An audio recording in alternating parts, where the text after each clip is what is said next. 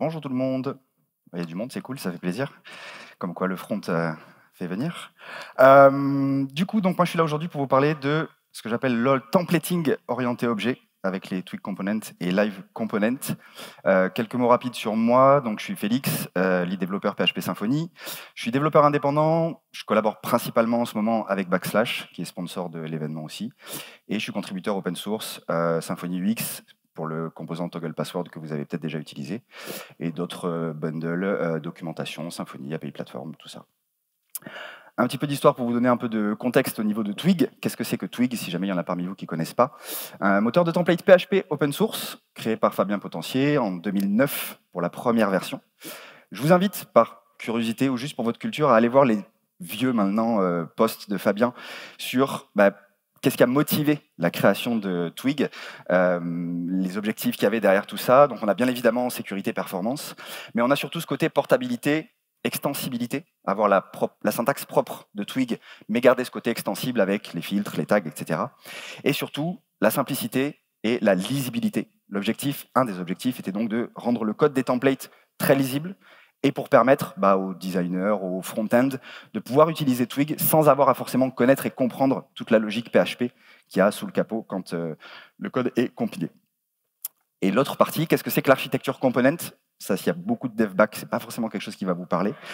C'est très utilisé côté front, justement. C'est une technique, ou en tout cas une approche, qui vise à découper l'application en petites unités autonomes qu'on appelle des composants. Ça repose sur 4 principes clés. Si vous avez peut-être vu sur la programmation de la Symphonicon à Vienne, il y a Mathéo qui va donner un talk vraiment approché sur cette architecture component, donc nous on va rester très en surface. Les 4 principes, c'est la réutilisabilité, donc le fait qu'un composant peut être utilisé à plusieurs endroits de l'application. L'encapsulation, super important, chaque composant gère son propre état et son propre style. La modularité, le fait que votre application, du coup, ça devient un peu comme un Lego, vous assemblez les différents composants pour faire votre application et votre interface. Et l'interaction, le fait que les composants communiquent entre eux, soit via des props, ou soit via des événements. Et c'est ce qui est utilisé aujourd'hui sur les principaux frameworks front, React, Vue, Angular, etc. Question du coup, est-ce qu'il est possible d'appliquer cette architecture avec Twig telle qu'elle aujourd'hui? Vous dites la réponse, sinon je ne serai pas là. Non. On peut en fait s'en approcher un petit peu, mais on a les limites qui arrivent assez vite, notamment sur ce côté encapsulation autonome et communication par le biais des événements. C'est là qu'arrive Twig Components. Initiative de Symfony UX, l'objectif est de pouvoir créer des templates réutilisables et surtout orientés objets, garder ce côté back dans l'approche. Comment ça marche? En fait, on a un template, une classe PHP. On peut avoir juste un template pour des composants anonymes, mais l'idée de base, c'est vraiment un template, une classe PHP, mis ensemble. Ça ne fait pas des chocs à pic, ça fait un Twig Component. Du coup, on va partir sur un cas d'usage pour vous donner un peu de matière. L'idée, c'est d'avoir cette grille de 4 cartes de contacts favoris, donc des personnes. En Twig basique tel quel, ça donne une implémentation de ce genre-là, une boucle for avec nos cartes, et la carte par défaut, juste en dessous. L'idée, c'est comment on peut basculer ça en Twig Component. Première des choses, on installe le package, Composer Require, on passe Symfony UX Twig Component, classique. On a une recette flex derrière qui va nous installer le fichier de config. Le fichier de config, il sert à quoi? Il va vous donner la main si vous voulez définir un dossier autre que template components pour vos composants anonymes, et le mapping entre le namespace de vos classes PHP, ici app Twig Components, et le dossier dans lequel seront vos flux, vos templates Twig. Notre premier component, c'est donc cette petite carte. On va la créer ensemble. Bin console, le maker bundle propose une commande make pour faire un Twig Component. Si vous n'avez pas envie de le faire à la main, ça va vous poser 2 questions, le nom de votre composant, et si vous voulez en faire un live component ou pas. Là, on répond non. Et ça va nous créer automatiquement les 2 fichiers, la classe PHP et le template Twig de base par défaut. Les plus psychorigides d'entre vous comme moi auront vu qu'on respecte le Pascal Case, donc l'approche front-end pour le fichier Twig, ce qui n'est pas dans les best practices. rassurez-vous, vous avez dans l'attribut PHP la possibilité de redéfinir le nom du template et de pouvoir appliquer le snake case, qui est une des best practices de Twig. Donc comme ça, on peut tous respirer, tout va bien. Notre classe PHP, on a une propriété publique, notre objet personne, qui est donc l'objet utilisé dans la carte pour les informations. Et là, j'ai mis une petite méthode publique getPersonFullName, c'est juste une concaténation du prénom et du nom pour gagner un petit peu de temps. Les propriétés publiques, elles sont directement accessibles dans le template. Et côté donc template Twig, ça donne ça. On a une div parent, donc vraiment un nœud parent. Le mot-clé attribut, la variable attribut, on va y revenir juste après, et on a à l'intérieur accès à une autre variable qui est la variable this, qui vous donne en fait accès à votre instance côté PHP, votre objet côté PHP.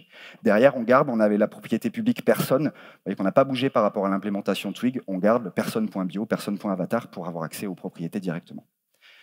La variable attribute, c'est une variable un peu spéciale. En fait, c'est un objet component attributes qui est mis à dispo par Twig Component. Et en fait, ça vous donne accès à toutes les propriétés ou les variables que vous allez faire passer par votre instance de composants, mais qui ne sont pas utilisées dans la classe PHP. Typiquement, vous avez envie de passer un ID à votre template côté Twig, une classe, que sais-je, on va voir juste après. Là, on fait un merge avec les classes pour avoir nos classes par défaut, mais on peut passer absolument ce qu'on veut. Et justement, côté instanciation, comment ça se passe? Il y a deux façons de faire. La méthode classique fonction Twig, component, le nom du component et éventuellement les paramètres qu'on peut passer, ou une syntaxe un peu plus fashion, un peu plus front-end toujours, HTML, Twig 2 points, le nom de votre composant et là où les propriétés derrière que vous voulez passer. Si on veut passer des variables Twig, on peut le faire avec les accolades en mode Twig classique ou alors utiliser le mapping dynamique avec les 2 points, le nom de votre propriété et la variable Twig derrière passée telle qu'elle sans les accolades. On a donc notre implémentation de premier component. Dans la boucle for, un peu de refacto, on passe maintenant à quelque chose de beaucoup plus concis, notre syntaxe HTML et l'attribut personne. Du coup, comment on gère pour la valeur par défaut, qui est la même structure en termes d'HTML, sauf que on a des valeurs par défaut et pas des valeurs dynamiques issues de notre base de données. On a deux possibilités pour faire ça. Soit on peut utiliser des blocs, Twig classique, on peut faire ça dans les components aussi. Donc dans votre component, là je l'ai fait juste pour la partie image, on définit un bloc avatar avec l'URL par défaut dans notre component. Et dans l'instanciation côté implem, dans le Twig Person Card, on redéfinit le bloc pour surcharger vraiment Twig classique. Ça marche très bien pour certains cas d'usage. Perso, je ne suis pas fan ici parce que ça rend une implémentation très verbeuse et je trouve qu'on perd ce côté lisibilité qui est un des objectifs de base, vous l'avez vu tout à l'heure, de garder côté Twig un truc très lisible. Donc ça marche dans certains cas. Ici, juste pour changer quelques props, il y a mieux. Je préfère garder moi une approche objet et en fait définir ces valeurs par défaut côté classe PHP où on peut utiliser des hooks qui sont mis à disposition. Il y en a 3 principaux, mount, premount et postmount. Mount va être instancié une fois, appelé une fois au moment de l'instanciation de votre component. Avant qu'on set les propriétés, on a ce hook-là qui est appelé et que vous pouvez donc utiliser. Premount avant, avec un paramètre data qui vous donne les valeurs qui sont passées par votre component, et postmount, vous l'aurez compris, après. Nous, c'est ce qu'on utilise ici, avec l'attribut postmount, et on va regarder, du coup, on rend notre propriété publique personne nullable. Si elle est nulle, c'est que je suis dans le cas par défaut, donc je crée mon objet personne avec mes valeurs par défaut, et ça fonctionne très bien. Ce qui veut dire qu'on passe sur une implem comme ça, on a notre Twig Person Cart sans propriété, et derrière, je suis plus fan de cette approche-là parce qu'on n'a pas de changement côté template. On garde une implem lisible au niveau du component. Et en plus de ça, c'est cool, on a un comportement maîtrisé, on a les valeurs par défaut. Donc, peu importe l'endroit où c'est appelé dans l'application, même si on ne lui passe pas de personne, le comportement est maîtrisé, on n'a pas d'erreur qui nous claque à la figure. Du coup, on a ces cartes et maintenant, en fait, on a un deuxième component qui apparaît, qui est cette espèce de container de cartes, cette liste de cartes. Donc, allez, let's go, on va créer le deuxième. On remet un petit coup de make Twig. Person card list cette fois-ci, donc pour avoir notre container qui va lister les différentes cartes. Et là, en fait, comme nos objets PHP, nos classes PHP sont dans le namespace app, ce sont des services. Donc on peut utiliser l'injection de dépendance, l'auto-wiring, mis à dispo par Symfony. Et là, en l'occurrence, pour le rendre encore plus autonome, cette liste, c'est notre classe qui va aller faire l'appel au repo pour aller chercher les objets personnes qu'on veut afficher dans le cas présent. Donc on a la méthode publique getBookmark qui va chercher dans le repo de manière hyper classique. Et voici donc notre second component qui reprend exactement la même chose. La variable attribute dans les Twig components, elle est optionnelle, vous n'êtes pas obligé de la mettre. Elle est par contre indispensable et obligatoire pour les live components, donc je vous encourage à le mettre, même si vous ne passez pas de variable extra. C'est une bonne habitude à prendre, comme ça vous ne serez pas embêté, vous n'aurez pas des erreurs bizarres. Et là, on a, vous voyez, le person, ce qui avant était récupéré, passé par le contrôleur ou que sais-je. Là, maintenant, on fait un this bookmark person pour récupérer les valeurs depuis notre component. Ça, c'est cool, mais maintenant, côté test, comment ça se passe? Vous avez un trait qui est mis à disposition, Interact with Twig Components, qui vous permet en fait d'avoir les deux approches. Vous pouvez soit mount votre component, avec, on le voit dans la première méthode de test, le mount Twig Component, où là, vous allez monter vraiment la partie PHP et donc faire vos asserts sur l'instance. Est-ce que c'est bon? Si j'appelle la méthode du component côté PHP, est-ce que j'ai bien les valeurs que j'attends, etc. Et vous en avez une deuxième qui est le render, où là, on va rendre le component côté Twig, et derrière, on fait nos assertions classiques côté HTML. Donc, c'est mis à dispo, hyper simple. Le avant-après, donc ça, c'était ce de quoi on est parti. Et on arrive sur quelque chose forcément de beaucoup plus concis, puisqu'on a notre liste avec à l'intérieur le composant Nest. C'est cool.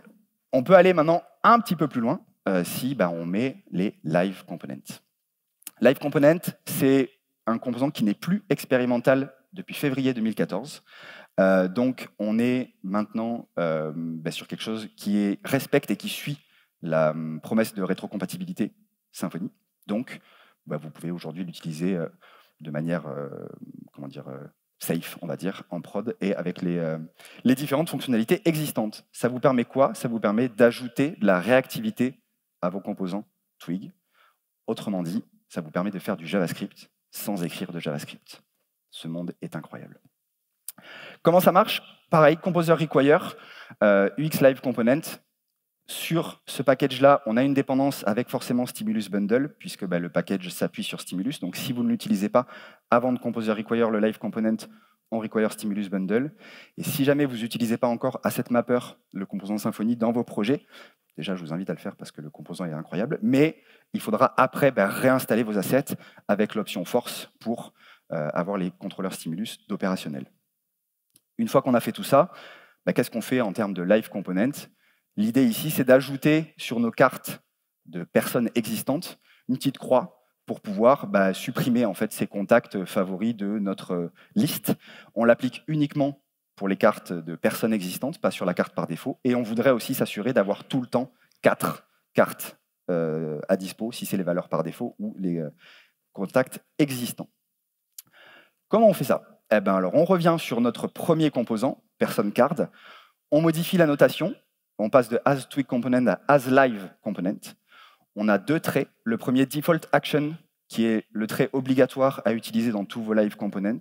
Le second, component tools, c'est ce qui nous permet d'utiliser après dans l'action la méthode emit pour les événements. On va y revenir. Mais le default action, vous devez tout le temps l'implémenter dans vos composants live. La propriété person devient une live prop et on a une clé de configuration qui s'appelle writable. Vous pouvez soit mettre true, qui en fait rend côté front la possibilité de modifier absolument toutes les propriétés de votre objet, ou alors spécifier par un tableau de propriétés le nom de là où les propriétés que vous acceptez de rendre modifiables côté front. Nous ici, on veut juste modifier le isBookmarked de notre objet et rien de plus. Et on a la live action tout en bas, qui en fait correspond tout simplement à supprimer de la base, pas de la base, mais du rattacher les composants favoris en false. On a un persist flush avec l'entity manager. Vous voyez, auto-wiring, on peut passer l'entity manager interface dans notre fonction. Et on a le emit, qui est donc un événement, le fait d'émettre un événement. Si vous vous souvenez tout à l'heure dans l'architecture component, un des principes, c'est que pour communiquer entre composants, on passe soit par des props, soit par des événements. Là, on passe un événement, qui est l'événement bookmarked removed. Et par défaut, un événement va être publié à l'ensemble des composants de la page, ou alors on peut spécifier le composant. Nous, ici, on veut juste que cet événement soit envoyé au composant personCardList. Côté liste, justement, pareil, on bascule, on passe sur un live component, on utilise le trait default action, et on met un listener avec l'attribut live listener qui va écouter l'événement bookmarked removed, et derrière, ça fait quoi? Ça met à jour la propriété bookmarked person en refaisant une requête auprès du repo. On a juste modifié, au lieu d'avoir uniquement la requête avec le getter, on passe ça en propriété qui est un tableau. Au construct, on va peupler le tableau avec les valeurs existantes et on a notre listener qui va mettre à jour cette valeur avec les nouveaux personnes, contacts favoris existants dans l'application. Une fois qu'on a ça, Il faut juste faire une toute petite modif au niveau de vos templates. Sur la carte, on rajoute un bouton si on a un ID, avec 2 paramètres, data-action, pour dire qu'on veut déclencher une action au clic sur ce bouton, et le live action param, quelle action on veut déclencher, ici, remove bookmark, qui est le nom de la méthode dans votre composant PHP. Côté liste, on modifie juste la boucle for pour avoir les personnes et la carte par défaut, de manière à être sûr d'avoir toujours au minimum 4 cartes par défaut. Une fois qu'on a fait ça, on n'a plus rien à faire, le job est fait, et en termes de rendu, on a en fait tout simplement nos composants qui font le job et qui lancent des événements. Par le biais d'une requête Ajax, on a le premier événement qui est exécuté, et une deuxième requête Ajax qui vient mettre à jour le composant liste en rafraîchissant. Mais il n'y a absolument rien d'autre à faire. Et ça fonctionne très bien, comme vous pouvez le voir. Une fois qu'on a fait ça, qu'est-ce qu'on fait? J'avais que 20 minutes, donc je ne pourrais pas aller beaucoup plus loin que ça, mais c'est loin d'être toutes les possibilités que vous offre Live Component. Vous pouvez faire de la gestion entre différents états dans le chargement, vous pouvez mettre des choses spécifiques, vous pouvez faire de la validation en temps direct sur les formulaires, vous pouvez faire des champs de recherche avec autocomplétion, et de manière aussi simple que ce que je vous ai montré là. Et c'est vraiment le champ des possibles qui s'ouvre à vous. Je vous invite à aller jeter un œil à la documentation de Symfony UX Live, où vous avez toutes ces choses-là qui sont présentées. Ça sera peut-être l'occasion de faire un future talk vraiment centré sur Live Component. Mais c'est vraiment un truc hyper cool qui vous permet, de manière très back, de pouvoir faire des choses réactives. Merci pour votre attention. Si vous avez un feedback à faire sur la conf, n'hésitez pas, ce sera avec grand plaisir. Et pour celles et ceux qui voudraient voir un peu le code source, comment ça se passe, vous avez le repo public avec toutes les branches sur les différentes implèmes, premiers composants, les tests, etc. Donc n'hésitez pas, si vous voulez aller jeter un œil un peu, voir comment c'est fait, vous avez le repo qui est à votre dispo. Merci.